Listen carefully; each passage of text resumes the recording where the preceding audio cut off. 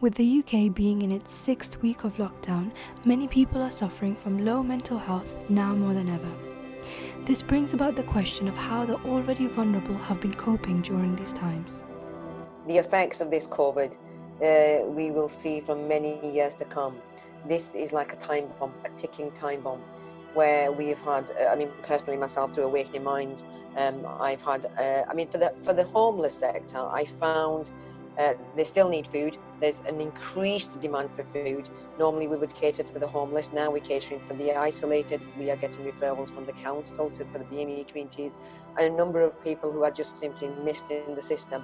Why do you think that there has been such an increase in the drop in mental health, especially during the lockdown time? It's the unknown. It's the change of the unknown. Nobody likes the unknown, and it's the constant fear of an illness, imminent death, and every social media platform you go to, there is very limited positive news. There are very limited reports or testimonies of people who have recovered. It's always very, very negative. I personally believe that these people we cater to are left in the system.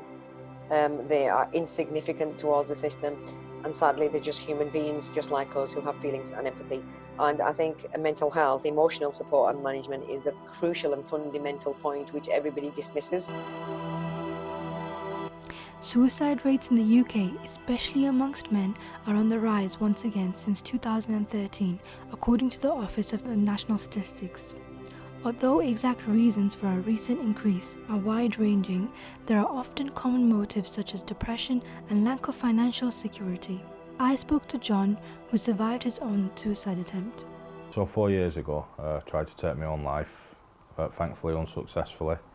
I was let down by services, secondary services. I felt like I was in hell as it was, so I just thought, things can't get any worse. Put a rope around my neck, stood on a stool, and I was actually smiling, and I stepped off the stool. I felt I was going to be free. What I've found out since is people, they leave you alone because they think you want to be left alone. In reality, you don't want to be left alone. You just want someone to reach out and care. And it wasn't because they didn't want to, it's because they didn't understand. They didn't understand mental health. They didn't understand what was needed and what was required.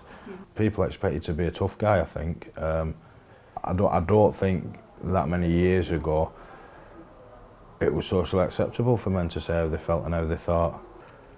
When I was referred into the secondary care team, the psychiatric nurse, I wanted to be treated like a person, not treated like a disease. Yeah.